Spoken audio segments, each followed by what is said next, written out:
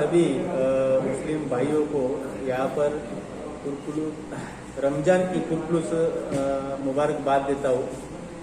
रमजान के चलते यहाँ पर गवर्नमेंट की गाइडलाइन आई है। कोरोना की वजह से ये साल भी हमें जो कोरोना है उसकी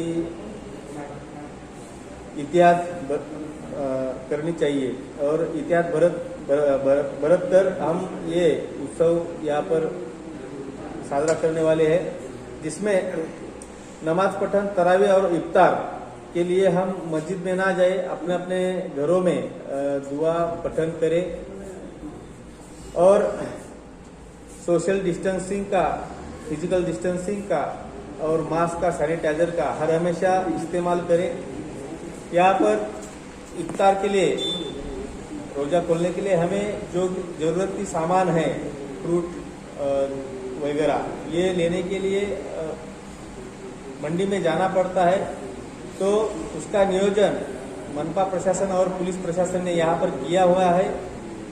पिछली साल भी हमने ये नियोजन किया था, उसी तरह इसी साल भी नियोजन कर रहे हैं और वो जगह कहाँ पर है इसके बोर्ड डिस्प्ले किए जाएंगे। वहाँ पर जाके आप फ्रूट, खजूर वगैरह जो कि जरूरत चीजें है वो वहाँ पर जाकर सोशल फिजिकल डिस्टेंसिंग रखकर आप ले सकते हैं।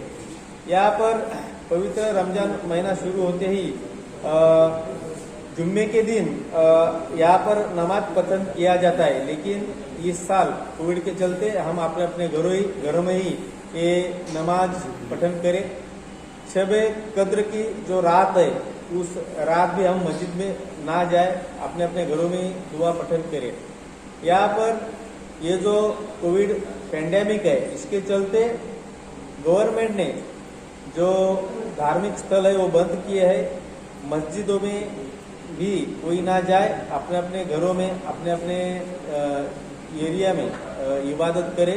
खरीदारी जो करनी है वो अपने अपनी एरिया में करे, कहीं पर भी ज़्यादा भीड़ ना करे, ऐसा यहाँ पर गवर्नमेंट की गाइडलाइन है। और सभी आवाम को यहाँ पर मालेगांव प्रशासन की ओर से आह्वान किया जाता है कि ये पूरी गाइडलाइन आप फॉलो करें।